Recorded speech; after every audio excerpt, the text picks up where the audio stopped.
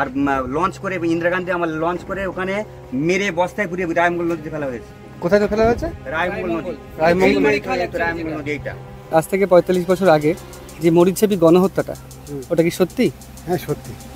তো একটা এরকম চাক থেকে কতটা মধু হতে পারে? বাঘের আক্রমণ কিরকম হয় বছর বছর? বছর বছর বাঘ ওঠে। বাঘ ওঠে মানে? এই সরের পরে বাঘ চলে আসে। ওই যে ওই পাশ থেকে বাঘ এই পাশে চলে আসে? হ্যাঁ চলে আসে। এই রিক্স আছে, জীবনের রিক্স, মানে যা গ্রামে যা রিক্স নেই, জঙ্গলে ওঠা মানে একটা কাঁচা টাকা ইনকাম। ব্যাপার হচ্ছে ঢালাই রাস্তা নতুন করা হয়েছে, কিন্তু জলের স্রোতে এই রাস্তার নিচ দিয়েও ক্ষয়ে যাচ্ছে। তো এই রাস্তা কতদিন টিকবে সেটাও একটা ব্যাপার। আমি বাইরে বাড়ি মেরে এলাম, বাইরে লোক ফেল দিয়ে দৌড়। মানে বাঘের মাথায় বাড়ি মেরেছিলেন, বাঘ আপনার নৌকোর কোনো লোককে ধরেছিল? তো হ্যালো বন্ধুরা, আমি রাজেশ, তোমরা দেখছো ট্রাভেল উইথ রাজেশ। সুন্দরবনের কুমিরমারি দ্বীপ থেকে তোমাদের সবাইকে স্বাগত জানাচ্ছি। আর আমি দাঁড়িয়ে আছি ঠিক কুমিরমারির উল্টো দিকে মরিচঝাপি জঙ্গলের সামনে। এই যে সেই মরিচঝাপির জঙ্গল। মরিচঝাপি গণহত্যা পশ্চিমবঙ্গে সংগঠিত সবচেয়ে বড় গণহত্যা। দেশভাগ এবং সাম্প্রদায়িক দাঙ্গার ফলে বহু বাঙালি শরণার্থী হিন্দু তৎকালীন পূর্ব পাকিস্তান থেকে পশ্চিমবঙ্গে চলে এসেছিল। তাদেরই প্রথমে পাঠিয়ে দেওয়া হয়েছিল দণ্ডকারণ্যে। তারপর বামফ্রন্ট সরকারের প্রতিশ্রুতিতে তারা আবার ফিরে এসেছিল পশ্চিমবঙ্গে, বাস করেছিল বা বাসা বেঁধেছিল মরিচঝাপির জঙ্গলে। সেখান থেকে আবার তাদের বিতাড়িত করে বলপূর্বক গণহত্যা করে পাঠিয়ে দেওয়া হয়েছিল অন্য জায়গায়। প্রায় 30 থেকে 35টি লঞ্চ করে পুলিশ পুরো দ্বীপটিকে ঘিরে ফেলেছিল। কুমিরমারি থেকে খাবার জল আনতে যাওয়ার জায়গাও ছিল না। অসহায় অবস্থায় নোনা জল খেয়ে মৃত্যু হয়েছিল বহু মানুষের, বহু শিশু। তারপর 1979 সালের 31শে জানুয়ারি দুপুরের দিকে 4টে নাগাদ পুলিশেরা গুলিবর্ষণ শুরু করে তাদের ওপরে। নৃশংসভাবে হত্যা করা হয় বহু মানুষকে। আর এই হত্যালীলা চলতে থাকে বেশ খানিকক্ষণ ধরে। তাদের হত্যা করে বস্তাবন্দি করে ফেলে দেওয়া হয় নদীর জলে। এই রোমহর্ষক কাহিনীর একটা গল্প করতেই গতদিন গিয়েছিলাম ছোট মোল্লাখালীর পাশে অবস্থিত মরিচঝাপির সেই গ্রামে। আজ চলে এসেছি মরিচঝাপির জঙ্গলের ঠিক উল্টো দিকে কুমিরমারি দ্বীপে, যেই স্থান থেকেই সেই কুমিরমারি বা মরিচঝাপির মানুষেরা পানীয় জল সংগ্রহ করে নিয়ে যেত। এই দ্বীপটিই ছিল সেই শরণার্থীদের বসবাসের সবচেয়ে কাছের দ্বীপ।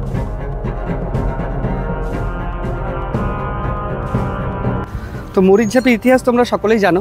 যারা জানো না, আমার আগের ভিডিওটা দেখতে পারো। যে মরিচঝাপির যে গণহত্যা 1979 সালে, আজ থেকে ঠিক 45 বছর আগে মরিচঝাপি যে গণহত্যা, সেই গণহত্যার কাহিনী ওখানে বর্ণনা করা রয়েছে, বলা রয়েছে। সেই গণহত্যা সম্পর্কে একটা স্টোরি করতে গিয়ে আমরা দেখেছিলাম যে কিছু লোক বলছে এই গণহত্যা সত্য, কিছু লোক বলছে মিথ্যা। তো আজকে জানতে এসেছি ঠিক কুমিরমারির উল্টো দিকে একদম ছোট্ট খালের মাঝখানে একটা ছোট্ট খাল রয়েছে, তার ঠিক উল্টো দিকে কুমিরমারি দ্বীপে, মরিচঝাপির ঠিক উল্টো দিকে কুমিরমারি দ্বীপে। তো এইখানে জানতে এসেছি সেই আসল সত্য ঘটনা। এই যে মাঝখানে ছোট খাল, এই ছোট্ট খালের ওই পাশে যে জঙ্গলটা দেখা যাচ্ছে সেটাই হচ্ছে মরিচঝাপির জঙ্গল।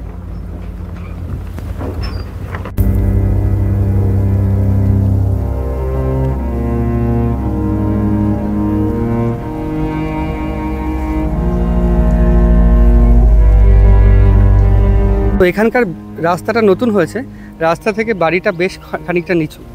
তো এইভাবে ইট দিয়ে একটা সিঁড়ি তৈরি করেছে, খুব সাবধানে নামতে হচ্ছে। পা পিছল খেলে যেহেতু অভ্যাস নেই, পড়ে যেতে পারি।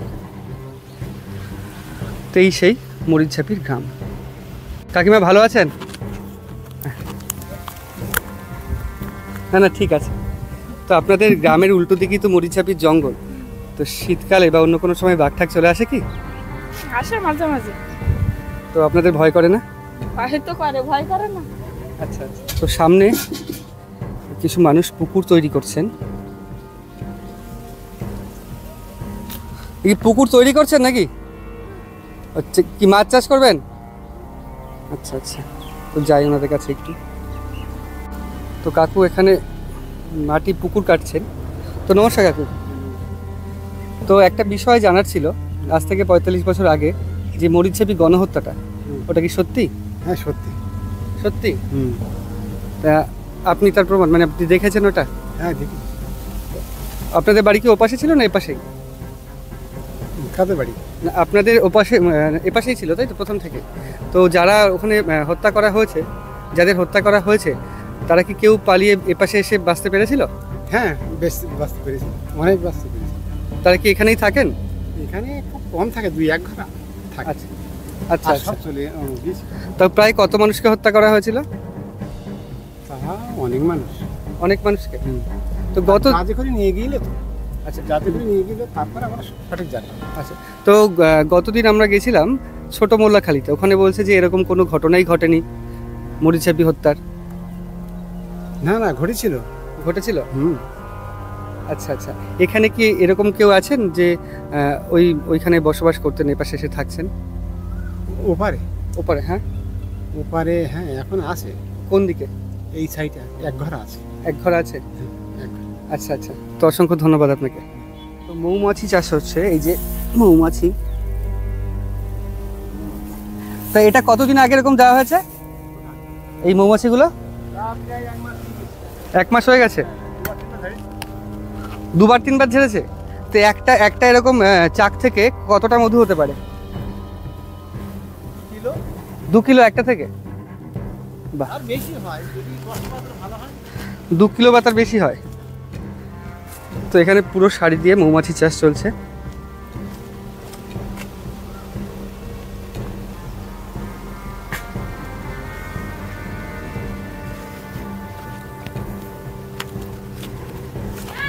ব্যাপার হচ্ছে, আগে এনারা সম্পূর্ণ ওই ওপাশে জঙ্গলটা যেত মধু সংগ্রহ করতে, মাছ, কাঁকড়া, মধু এগুলো।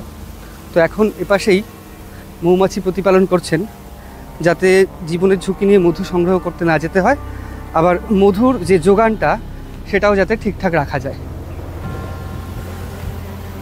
আর বাঘের আক্রমণ কিরকম হয় বছর বছর? বছর বছর বাঘ ওঠে। বাঘ ওঠে মানে? এই সরের পরে বাঘ চলে আসে। ওই যে ওই পাশ থেকে বাঘ এই পাশে চলে আসে? হ্যাঁ চলে আসে। এই তো বেশি না, এই বছর 2 হচ্ছে একটা বাঘ চলে এলাই পারে। আবার ফরেস্টাররা ধরে নিয়ে গেছে ওদের তা জঙ্গলে। ক্ষতি করে না কোনো? ক্ষতি করে না, ক্ষতি করার আগে আমরা ফরেস্টারের জানাই যাই। আচ্ছা আচ্ছা আচ্ছা। এই সেদিনকে সর উঠেছে এখানে, ওই পাত্তে সর হয়েছে, এই পারে উঠেছে, ফরেস্টাররা ধরে নিয়ে চলে গেছে। আচ্ছা, আরেকটা ব্যাপার হচ্ছে, আপনারা বাড়িতে কি পশুপালন করেন? পশুপালন হয়, ছাগল গরু ছাগল গরু ছাগল এইসব পালন করি। আর একটা কথা শুনেছি যে এখানকার মানুষরা পশুপালন করেন, পশু বাইরের দিকেই রাখেন, যে বাঘ যদি আক্রমণ করে তাহলে ওই পশু নিয়েই চলে যায়, মানুষের প্রতি আর আক্রমণ করে না। এটা কি সত্যি? সত্যি তো তাই। আচ্ছা আচ্ছা আচ্ছা। বাঘ সারের পরে উঠে কোনোদিন ক্ষতি করিনি, মানুষ ক্ষতি করিনি, তা গরু ছাগল ক্ষতি করেছে। আচ্ছা আচ্ছা, মানে তাদের খাবারের চাহিদা মিটে গেলে চলে যায়? চলে যায়, ওরা গইলের ভিতরে থেকে যায়। আবার ওই ফরেস্টার আইসে জাল টাল দিয়ে সব আটকিয়ে, ওরা এসে আবার ওই গুলি করে অজ্ঞান করে নিয়ে চলে যায়। আপনারা দেখতে আচ্ছা, আরেকটা কথা। হ্যাঁ, আমরা চোখে দেখিস তো। আচ্ছা, আরেকটা কথা ঠাকুমা, যে এখানে যে আজ থেকে 45 বছর আগে তো মরিচছাপি গণহত্যা হয়েছিল, প্রচুর মানুষকে যে মারা হয়েছিল, এই ঘটনাটা কি সত্যি? সত্যি তো, মানুষ তো ওই পারতে নিয়ে তুলে চলে গেল। মারা হয়েছিল? মারা হয়েছিল তো, কিছু মানুষ ধরো বুড়ো হাওড়া, তারা তো জাতি পারেনি, তারা সব ওইরকম গুলি গল্লা করে তাদের মারে তাও দিয়েছে। প্রায় কত মানুষকে মারা হয়েছিল? তা কত মানুষকে মারা হয়েছিল বাবা, এটা সঠিক আমরা বলতে পারবো না। তাও 1000-1500? তা ওইরকম হতে পারে। আচ্ছা আচ্ছা। হ্যাঁ। তো আগের দিন ওইদিকে গেছিলাম একটা জায়গায়, মরিচছাপির ওই পাশের গ্রামটাতে। তো ওখানে বলছিল যে এই ঘটনাটা সম্পূর্ণ মিথ্যে, যে মারা হয়নি। মারা হয়েছিল, তাও কিছু মানুষ মারা হয়েছিল, এখান থেকে তুলে নে ওরা সব বাইরে চলে গেছে। ধরো আন্দামানটা এইদিকে দ্বীপে চলে গেল ওরা। আচ্ছা আচ্ছা আচ্ছা। হ্যাঁ। তার মানে মরিচছাপি গণহত্যা হয়েছিল এবং মানুষ মারা হয়েছিল, এটা সত্যি, তাই তো? মানে আপনি যেহেতু এখানকার স্থায়ী বাসিন্দা, আপনি বলছেন এটা সত্যি। বন্যায় বিরাট জল বাড়ে?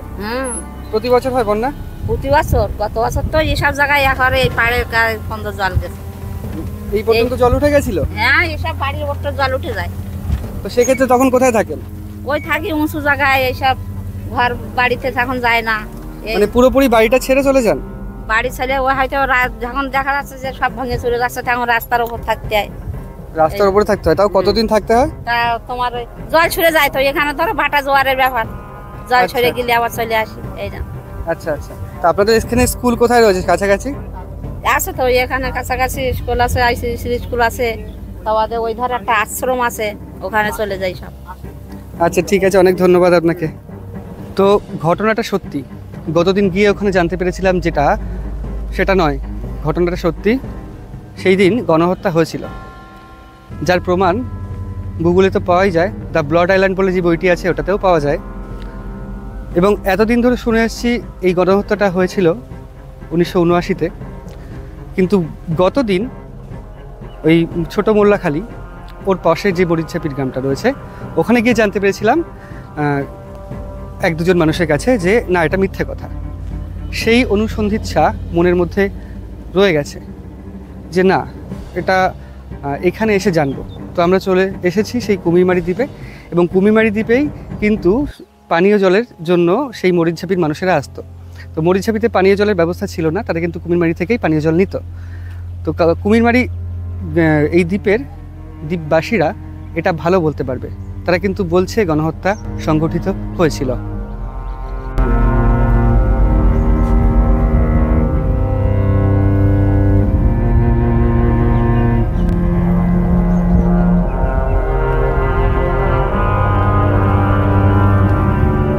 দূরে যে গ্রামটা দেখা যাচ্ছে এটা কিন্তু সম্পূর্ণই ওইদিকে এইরকম ঢালাই রাস্তা নেই, ওদিকে রয়েছে মাটির কাঁচা রাস্তা এবং প্রত্যেকের বাড়ি মাটির তৈরি। তোমাদের বাড়ি কি ওইদিকে? এদিকে? আচ্ছা আচ্ছা। তো মরিচঝাপি গ্রামের মানুষের জীবন কিন্তু খুবই ভয়ঙ্কর জীবন। তো শীতকাল হলেই এখানে বাঘ চলে আসে। ছোট্ট একটুখানি খাল মাঝখানে রয়েছে যার নাম চিলমারি খাল। তো ওই পাশে, খালের ওই পাশে নেট দিয়ে ঘেরা রয়েছে। একবার নেট দেওয়া নেই, 3বার, মানে ত্রিস্তরীয় নেট ঘেরা রয়েছে যাতে বাঘ না আসতে পারে। তবুও সেই নেট ভেদ করে বাঘ এপাশে চলে আসে, এবং এপাশে চলে আসলেই ফরেস্ট অফিসারদের নাম্বার দেওয়া রয়েছে এখানে প্রত্যেকের কাছে। তারা ফরেস্ট অফিসারদের ফোন করেন এবং ফরেস্ট অফিসার বাঘটিকে উদ্ধার করে বা ওই জালবন্দি করে আবার ওই ওপাশে মরিচঝাপি জঙ্গলে ছেড়ে দেয়। আমি এখন যেখানে দাঁড়িয়ে রয়েছি সেখানে কিন্তু কিছু নেই বা কেউ নেই, কোনো মানুষ নেই। দুটোই ছাগলের ঘর রয়েছে। তো এখানে কোনো মানুষ এখন নেই। আমার ঠিক উল্টো দিকেই রয়েছে সেই মরিচঝাপির জঙ্গল। এই যে এই জঙ্গলেই জঙ্গল কেটে বসতি স্থাপন করেছিল সেই পূর্ববঙ্গ থেকে আসা অগণিত মানুষ।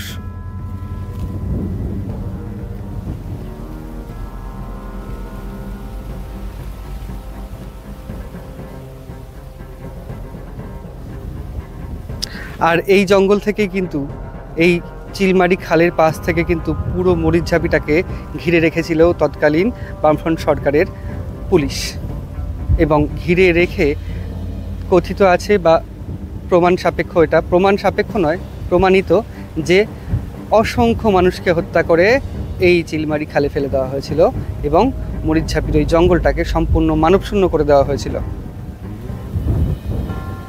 ব্যাপার হচ্ছে ঢালাই রাস্তা নতুন করা হয়েছে, কিন্তু জলের স্রোতে এই রাস্তার নিচ দিয়েও ক্ষয়ে যাচ্ছে। তো এই রাস্তা কতদিন টিকবে সেটাও একটা ব্যাপার। ভালো আছেন? বলছি এখানে স্বাস্থ্যকেন্দ্র রয়েছে? এখান থেকে সেই মোল্লাখালী, এখান থেকে মোল্লাখালী যেতে হয়? সেই মোল্লাখালী প্রাথমিক চিকিৎসা কেন্দ্রে? তাও বড় হাসপাতাল নেই এদিকে? না, বড় হাসপাতাল আছে, ওই ইচ্ছা মতন দেখে। ইচ্ছে মতন দেখে? হ্যাঁ। সবসময় ডাক্তার থাকে না? না, সবসময় থাকে না। তো খুব অসুবিধা হলে কোন হাসপাতালে যান?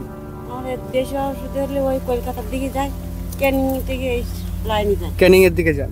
তো এখান থেকে তো নৌকো ছাড়া যাতায়াতের কোনো পথ নেই। না, তো নৌকো রাত্রিবেলা যদি রাত বিরেতে বিরাট অসুবিধা হয় তাহলে কি করে? এখান থেকে নৌকায়, ছোট নৌকা বড় নৌকা আছে, নামিয়ে নিয়ে চলে যায় সোজা। নৌকা নিয়ে নামিয়ে নিয়ে চলে যান, তাই তো? হ্যাঁ। আচ্ছা আচ্ছা। তো অসুবিধা হয় না? অসুবিধা হয়, তা কি করবো, অসুবিধা হলেও তো যেতেই হবে। আচ্ছা, সেটা তো একটা ঠিক। ঠিক আছে, কাজ করুন, আসছি। হচ্ছে মূল যে রাস্তাটা সেটা মাটি, বাদ বাকি কিন্তু সবই এরকম, মানে বাদ বাকি এরকমভাবেই যাতায়াত করতে হয়। দুদিকে জল মাঝখান থেকে এই পাড়ের মতো একটা রাস্তা।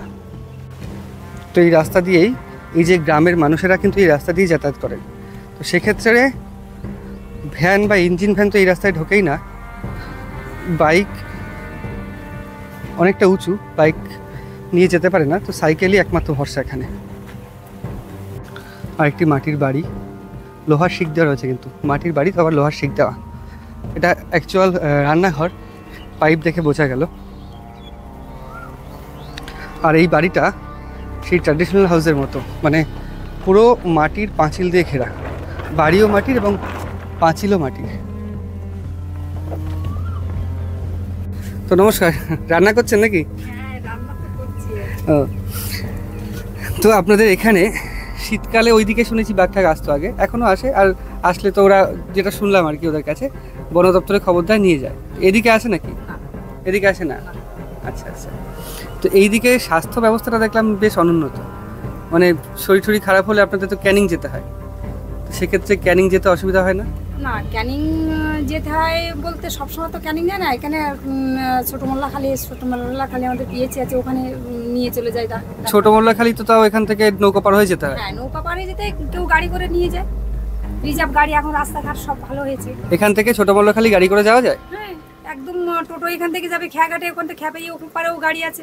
আচ্ছা আচ্ছা, মানে খেয়া পার হতেই হবে? খেয়াপ নদীটা পেরোতে হয়। আচ্ছা আচ্ছা, এক পারের মধ্যে তো নয়, নদীটা পেরোতে হয়। আচ্ছা আচ্ছা। আরেকটা ব্যাপার, এখানে যে আজ থেকে 45 বছর আগে মরিচঝাপি গণহত্যা হয়েছিল, সেই সম্পর্কে কিছু জানেন? যখন ওই মরিচঝাপি ছিল তখন আমি অনেক ছোট, আমার জেঠুরা ওই নৌকা করে এসে দেখে আমরা দেখিয়ে নিয়ে গিয়েছি যে মানুষ এসেছে, তাই দেখিয়ে নিয়ে গিয়েছিল। তখন আমরা কত ছোট, তাহলে আমার বয়স এখন 50, 52, 53, তাহলে এখান থেকে কত তখন তাহলে আপনার 6-7 বছর বয়স হবে? আমার 7-8 মতো, আমি 3-তে পড়ি, ক্লাস 3-তে। তো আপনাদের লোক এসেছিল তাই দেখিয়ে নিয়ে গেছিল? হ্যাঁ, আমার জেঠু এসে আমাদেরকে নিয়ে এসেছিল নৌকা করে। আমার বাপের বাড়ি মোল্লাখালীতে ছিল। আচ্ছা আচ্ছা। তো তারপর এখান থেকে লোক কিভাবে তাড়িয়ে দেওয়া হলো, কিভাবে? সব কিছু বলতে পারবো না, কারণ আমাদের ওখান থেকে অনেকটা দূরত্ব। আমরা শুধু দেখে গেছিলাম যে কতটা লোক এসেছে, তাই দেখাতে নিয়ে এসেছে। ঠিক আছে, অনেক ধন্যবাদ, ভালো থাকবেন। দুই দিকেই হচ্ছে পুকুর বা জলাশয়, মাঝখান থেকে রাস্তা, পাশে রয়েছে খেজুর গাছ, বেশ মনোরম পথ। মানে রোদ রয়েছে, গায়ে রোদ লাগছে, কিন্তু এত হাওয়া, রোদটা মালুম হচ্ছে না। রোদের যে তেজ, সেই তেজটা গায়ে বসছে না, শুধুমাত্র হাওয়ার জন্যে।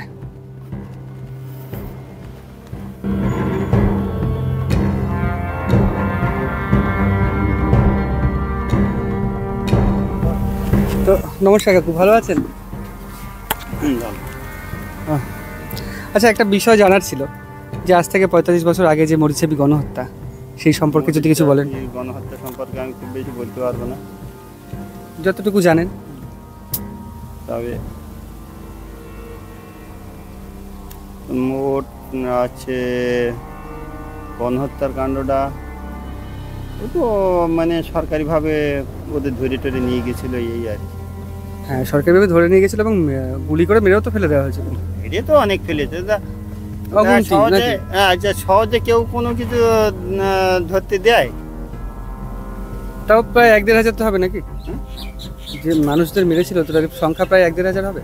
ও তারও বেশি, কত হয়েছে তো আগুন। কারণ মানে এখানে মারিয়েছে, তারপর নিয়ে যেতে ধরো আগে বড় তো অনেক মারিয়ে দিয়েছে, মিলিটারিরা ধরেছে তো। আচ্ছা আচ্ছা। না, তো পশ্চিমবঙ্গ পুলিশও তো ছিল। পশ্চিমবঙ্গ পুলিশে তার সক্রিয় কাজ করেনি, কাজটা হয়েছে তো বিএসএফ ওদেরটা। আচ্ছা আচ্ছা। তখন আপনার বয়স কত দাও? তখন ওইরকম 13-14 বছর হবে। তার মানে প্রত্যেকটাই সবই বুঝতে পারছিলেন তখন। তখন এখানকার পরিস্থিতি কেমন হয়েছিল? ওরা এসে থাকতো এই আর কি। তো ওইখান থেকে চলে এসে এখানে বসবাস করছে, এরকম কোনো পরিবার এখানে আছে? ওখান থেকে আছে তো ওই ভুললে পাড়ার দিকে, ওই পাড়ার দিকে। আচ্ছা আচ্ছা আচ্ছা। আচ্ছা, আরেকটা বিষয়, এখানকার মানুষের প্রধান জীবিকা কি? ওই কৃষিকাজ। আর ওই জঙ্গল করা, যেটা জঙ্গলে মাছ কাঁকড়া শিকার করতে যাওয়া, ওগুলো করেন? করেন, সবাই করে না, যারা করে তাদের তো প্রাণের ভয়ও রয়েছে, এরকম কি কখনো হয়েছে? হ্যাঁ, প্রাণের ভয় তো আচ্ছা, যখন আমরা মানে রাস্তাঘাটে চলি তখন তো আমরা একটা গাড়িতে চলি, তো আমাকে একটা কিরম ভয় থাকে হ্যাঁ না, না, যে দেখি জানি অ্যাক্সিডেন্ট হয় কিনা, কি হয় কিনা, একটা ধারণা চালানো। তো ওইরকম যখন কাজ বাজ ওরা করতে যায়, মাছটা ধরতে যায়, তখন সাবধানতা থাকতে কি জানি কখন বাঘ আসে, কখন কি হয় না হয়, আচ্ছা এরকম একটা এতে থাকতে, আচ্ছা আচ্ছা। ভয়তে থাকতে। তো এরকম কি কোনো দুর্ঘটনা হয়েছে মানে এখানে কারোর সাথে? হ্যাঁ, এটাই প্রায় হয়, মানে এখনো জঙ্গলে যায় যাদের প্রায় বছরে 2-10টা অ্যাক্সিডেন্ট হয়। 2-10টা অ্যাক্সিডেন্ট হয়। ওই তো প্রায় ওই সব ওই যায় করা বোধহয় এবছর সরকারিভাবে ফরেস্টার অফিসে চাকরি দিয়েছে হুম, ওদের, যার বউদের। আচ্ছা, যারা ফরেস্টার সরকারিভাবে ফরেস্টার অফিসে চাকরি দেয়, হ্যাঁ, যারা পাস নিয়ে জঙ্গলে যায় মাছ কাঁকড়া ধরতে, তাদের বাঘে ধরলে অ্যাক্সিডেন্ট হলে টাকাও দেয় সরকার, আর ওই এখন চাকরি দিচ্ছে। যাদের পাস নেই তারা কিছু পায় না। না, পাস নেই তাদের। আর এখন তো ফরেস্ট অফিস যেহেতু রয়েছে, যেই জায়গাগুলো বেশ ঝুঁকিপূর্ণ সেই জায়গাগুলো তো আর ঢুকতে দেয় না। না, ও করে এলাকা বলে যে এলাকাগুলো রেখে দিয়েছে, হ্যাঁ, ওগুলো ঢুকতে দেয় না, কিন্তু ওই চুরি চামটা করে যখন যায় তখন এই অ্যাক্সিডেন্ট হয়। আচ্ছা আচ্ছা, ঠিক আছে, হ্যাঁ, যায় যে অ্যাক্সিডেন্ট হয়। অসংখ্য ধন্যবাদ আপনাকে। আজকে কিন্তু সেই মোরগ লড়াইয়ের কথাটা শুনছিলাম, যে মোরগ লড়াই কী করে হয়, তো সেই মোরগই দেখছি যে এই মোরগ দিয়ে লড়াই করা হয়। দেখো এই যে বিশাল সাইজের কিন্তু মোরগ, এগুলো দিয়েই মোরগ লড়াই করা হয়। তো আরেকটা প্রথা আছে, মোরগ লড়াই করে দুটো মোরগ লড়াই হয়, যে হেরে যায়, যেই মোরগটা হেরে যায় এবং যে জিতে যায়, তো যে জিতে যায় সে দুটো মোরগ নিয়েই চলে যায়, আর যে হেরে যায় তার মোরগ চলে যায়। তো যার সাথে আস্তে আস্তে কথা হচ্ছিল সেই দাদা গত বছর 27টা মোরগ জিতেছে এরকম মোরগ লড়াই করে। এটা হচ্ছে মোরগ লড়াইয়ের মোরগ, সেই পেল্লাই সাইজের মোরগ, পায়ে দড়ি বেঁধে রাখা হয়েছে যাতে না পালিয়ে যায়।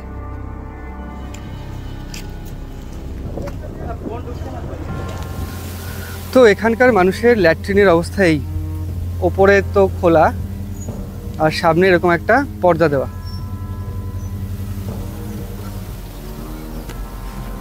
তো এরকম অবস্থাতেই এইখানকার লোকেরা শৌচকর্ম করে থাকেন।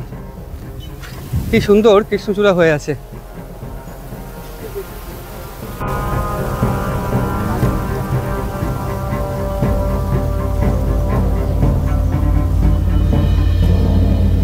দেখা গেল দাদার সঙ্গে। নমস্কার দাদা, আপনার নামটা কি? দেবপ্রসাদ মন্ডল। আচ্ছা আচ্ছা। তো এই তো শেষ গ্রাম, গ্রামের শেষ দিকটা, ওইটাই তো মরিচঝাপি জঙ্গল নাকি? আচ্ছা, ওইটাই মরিচঝাপি। ওপাশে যেই বাড়িটা দেখা যাচ্ছে ওটা কি? ওটা বাগনা ফরেস্ট অফিস। বাগনা ফরেস্ট অফিস, তাই তো? Forest office. তো এখানে কুমির টুমির দেখা যায়? কুমির দেখা যায়? খুব কম দেখা যায়, মানে আগে আগে বেশি দেখা যেত? ওই একদম প্রথম থেকেই ওইরকম কম দেখা যায়, আর কম দেখা যেত। বাঘের আক্রমণ কিরকম হয় এদিকে? আগের আক্রমণ এখন তো সেরকম কোনো ইয়ে নেই, কিন্তু লকডাউনে এক টাইমই ব্যাপক একটা বাঘের ইয়ে ছিল। লকডাউনে বিরাট আক্রমণ হতো, এখন মনে হয় ভাটা রয়েছে নাকি? এখন ভাটা। আচ্ছা আর এই হাওয়ারেতে এই তুফানের রয়েছে। আচ্ছা আচ্ছা আচ্ছা।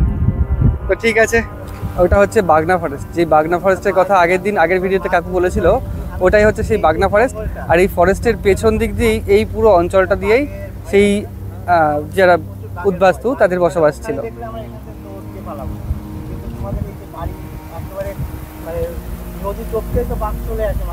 হচ্ছে গিয়ে এখন যেখানে রয়েছি, যেই ফলকটার সামনে রয়েছি, সেই ফলকটা তোমাদের দেখাবো।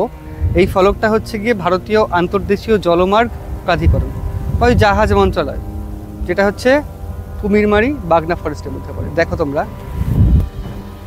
এই যে মানে এখান থেকেই মানে ইন্ডো বাংলাদেশ প্রোটোকল রুট, মানে এইখান থেকেই কিন্তু যেই জাহাজে করে যাওয়া হয় বাংলাদেশে, ভারত থেকে, হলদিয়া বন্দর থেকে হোক, যেখান থেকে হোক না কেন, এই রুট দিয়েই কিন্তু যায় বাংলাদেশের দিকে। তো এটা কিন্তু ওই যে আস্তে আস্তে দেখেছিলাম না, মাতলা নদী আর কালিন্দী নদী, তো এই পাশ থেকে গিয়েই কিন্তু মাতলা দিয়ে কালিন্দী হয়ে ওদিক দিয়ে বাংলাদেশ দিয়ে ঢোকে।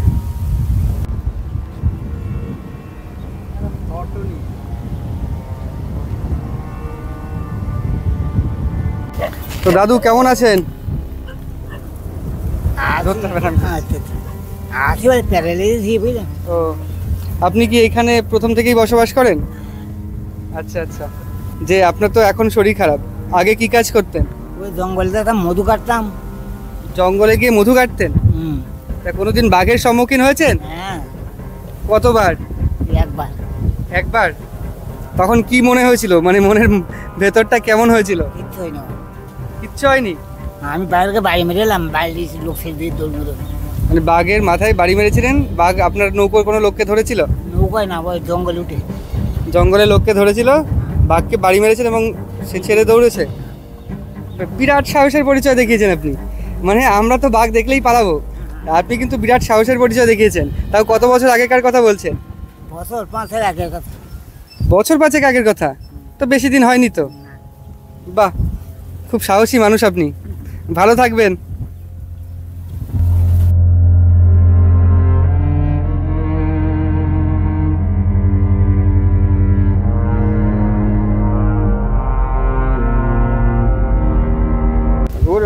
বাগদা চিংড়ি, এগুলো কি বাগদা চিংড়ির বাচ্চা?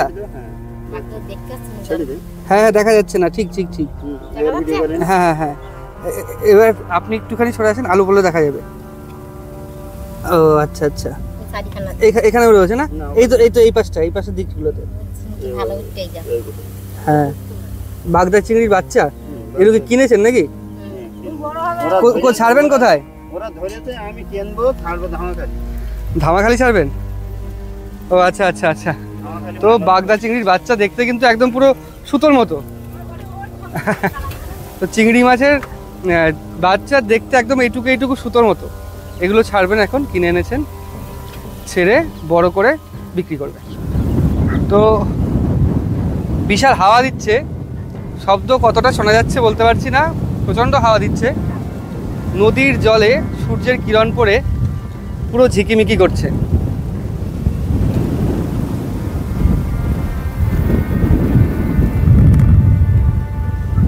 আর এই যে ফরেস্ট রেঞ্জারদের নৌকো। হাওয়ার তেজ প্রচণ্ড পরিমাণে হাওয়া দিচ্ছে, তার কারণে কিছু শোনাও যাচ্ছে না, কিছু বলাও যাচ্ছে না। এখন আমার সঙ্গে যে দাদা রয়েছে, সেই দাদাও জঙ্গল করেছে ছোটোবেলা থেকে। তো জঙ্গল করার কিছু অভিজ্ঞতা দাদার কাছে শুনে নেব। জঙ্গল করতাম বলতে কাঁকড়া টাঁকড়া মারতাম আগে, ঠিক আছে। জঙ্গলের ভিতর থেকে হেঁটে হেঁটে খাদ খুঁড়ে খাদের ভিতর থেকে শিক, এক ধরনের শিক আছে, শিক বাঁকানো থাকতো না, শিক বাঁকানো থাকতো, সেই শিক দিয়ে টেনে বার করতে হতো কাঁকড়া। বার করে তারপরে সেই কাঁকড়াকে ধরে আবার একটা দড়ি আছে, দড়ি দিয়ে 2 পা বেঁধে তারপরে সেই দড়ি কেটে তারপরে ব্যাগের ভিতরে সেই কাঁকড়া ঢোকানো হতো। আর এটা কি জঙ্গলে মানে কাঁকড়া খোঁড়া আর বাঘ খোঁজা একসমান। এমনি রিক্স আছে, জীবনের রিক্স, মানে যা গ্রামে যা রিক্স নেই, জঙ্গলে ওঠা মানে একটা কাঁচা টাকা ইনকাম। আচ্ছা, ঠিক আছে। এখানকার গ্রামের এই যে আমাদের গ্রাম অঞ্চলের মানুষ, এখানে তো ইনকাম নেই, জঙ্গল ছাড়া কিছুই নেই। আমাদের এখানকার মানুষের জীবিকা নির্বাহ করে এই জঙ্গলের উপর দিয়ে। তো কীরকম কাঁচা টাকা ইনকাম, কীরকম ইনকাম হয়? তা ওইরকম দিনে গেলে মানে সকালে ভোরে বেরোবে, মানে জোয়ার ভাটার ব্যাপার তো, যে এই জোয়ারে গেলে আমার এরকম টাইমে গেলে আমি এরকম মাছ মারতে পারবো কি কাঁকড়া মারতে পারবো, এরকম দিনে 2000-3000 একদিনে। আচ্ছা আচ্ছা, ঠিক আছে। এই তো মানুষের লোভটাই তো এইটাই। আচ্ছা, লোভে বলে না পাপে, এই লোভে পাপ, পাপে মৃত্যু, এগুলোই তো মেন। দাদা যেটা বললো, জঙ্গলে গেলে ইনকাম হতো, মানে আয় ভালোই হতো। 2000-3000 আয় মানে কিন্তু কম ব্যাপার না, ভালোই। আর এই আয়ের লোভেই কিন্তু মানুষেরা মানে বেআইনিভাবে জঙ্গলে যেত। যাদের কার্ড নেই তারাও জঙ্গলে যেত, বা এখনও যায়, এবং ওই বাঘের সম্মুখীন হয় এবং প্রাণ হারাতে হয় অনেকেরই। কেউ ফিরে আসে, কেউ ফিরে আসে না। তো দাদাও আগে জঙ্গল করতো, এখন ছেড়ে দিয়েছে, এখন ছেড়ে দিয়ে অন্য কাজ করে।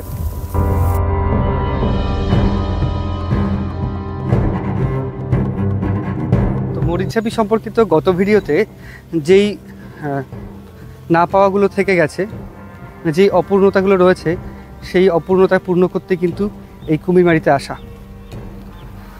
তো চেষ্টা করছি যেই অপূর্ণতা ওখানে রয়েছে সেগুলো পূর্ণ করার। কারণ তোমরা অনেক কমেন্ট করেছো, বা আপনারা অনেক কমেন্ট করেছেন যে ওখানে একজন ভদ্রলোক কথা বলছিলেন, যে বক্তব্য রাখলেন সেটা সত্য নয়। অনেকে বলছিলেন যে অনেক মানুষ মারা গেছে, অনেকে কমেন্ট করেও বলেছিলেন যে এই কুমিরমারি দ্বীপে এসে এই বিষয়টা সম্পর্কে জানতে। তো সেটাই চেষ্টা করলাম। গত ভিডিওতে উনি বলেছিলেন যে এরকম কোনো ঘটনাই ঘটেনি, না যেটা প্রচার করা হচ্ছে সেটা পুরোপুরি মিথ্যে, এরকম বলেছিলেন। কোনোদিন হতে পারে না। তাহলে বলেননি কেন আপনারা যে ফুলপুর মণ্ডলকে চেনেন? বামফ্রন্ট আমলে প্রধান ছিল কুমিরমারিতে, বিষয়টা 25 বছর কাটিয়েছে প্রধান হিসেবে কুমিরমারি। কিন্তু উনি যে, আমরা তো এই প্রফুল্ল মণ্ডল সম্পর্কে জানি না, কিন্তু আমরা বই পড়ে এসেছি, গুগলে জেনেছি, সেই সব সম্পর্কে ওনাকে বলেছিলাম, কিন্তু উনি বলেছিলেন সবই মিথ্যে, কোনোদিন জানে না। বলো ওই লোকই এখানে ছিল কিনা সন্দেহ আছে। আসলেই মারা হয়েছিল, প্রচুর লোককে মারা হয়েছে। এবং ওখানে ওরা জঙ্গল কেটে সাফ করেছিল, নারকেল গাছ পুঁতেছিল, দোকান তৈরি করেছিল, কল বসিয়েছিল, স্কুল তৈরি করেছিল, সবকিছু করেছিল ওখানে ওরা। তাও প্রায় 1-1.5 হাজার হবে কি মারা লোকটা মারা? না 1-1.5 হাজার না, বহু লোক মারা গিয়েছে, বহু লোক মারা গিয়েছে, তার অনেক বেশি 1-1.5 হাজার লোকের বেশি মারা গিয়েছে। ওরা মেরে লঞ্চে পুরে, বস্তায় পুরে লঞ্চে পুরে রামগঞ্জ নদীতে ফেলেছে। মানে এই হত্যালীলা সংগঠিত হয়েছিল বামফ্রন্ট সরকারের আমলে? বামফ্রন্ট সরকারের আমলে, কিন্তু কারা মেরেছিল আমরা ঠিক বলতে পারবো না। ওই সময় আমরা অত হয়নি। সে তো অবশ্যই, অত রাজনীতি সম্পর্কে জ্ঞান হয়নি। কিন্তু এটা তো জানেন, তখন কেন্দ্রে ছিল কংগ্রেস সরকার আর রাজ্যে ছিল বামফ্রন্ট সরকার, জ্যোতি বসু সরকার। আচ্ছা, মানে ঘটনাটা ঘটেছিল, এটা ঘটনা ঘটেছিল, সত্যি ঘটনা। আপনি ইউটিউবে সার্চ করে দেখবেন যে ফুলপুর মণ্ডলের আমলে, বামফ্রন্টের আমলে যে মরিচঝাপিতে শরণার্থীকে গণহত্যা করা হয়েছিল, সেটা কি আমরা দেখতে চাই। ইউটিউব সার্চ করলে সবকিছু হয়ে যায়। না ইউটিউব সার্চ করে তো দেখেছি, গুগলেও দেখেছি এবং বইও পড়েছি, সব কিছুতেই আমরা এই ঘটনাই জেনেছি। কিন্তু উনি যেহেতু ওখানে বলেছেন যে এরকম কোনো ঘটনা ঘটেনি, তাই আমাদের এই বিষয়টা আরও জানতে আজকে এখানে এসেছি। লোক মিথ্যে বলেছে এবং তার প্রমাণ কুমিরমারির মানুষ, কুমিরমারির বাসিন্দারা, জ্বলন্ত প্রমাণ। আপনি আরও নদীর ধারে গেলে বয়স্ক লোকদের কাছে শুনতে পাবেন, ওর কিছুই জানে না। ও লোক হয়তো পিএইচডি করতে পারে, কিন্তু জানে না সম্বন্ধে। আচ্ছা, এবার হচ্ছে আমার এই ভিডিও দেখে একজন ফরেস্ট অফিসার কমেন্ট করেছিল।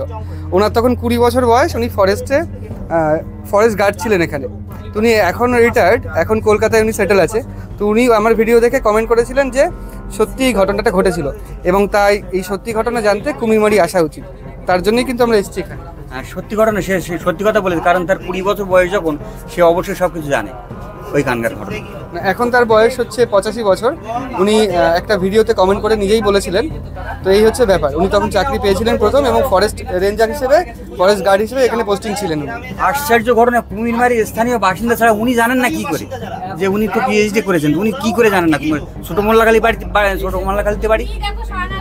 এটাই হচ্ছে ব্যাপার। হ্যাঁ, না উনি যদি শরণার্থী হতো তাহলে তো উনি বলতেন যে ঘটনা দেখুন মিথ্যে কথা বলেছে। বাজার তাগিদায় মিথ্যে কথা বলতে পারে? উনি যে বয়স আমি দেখলাম, তো হতেই পারে শরণার্থী করেছিল।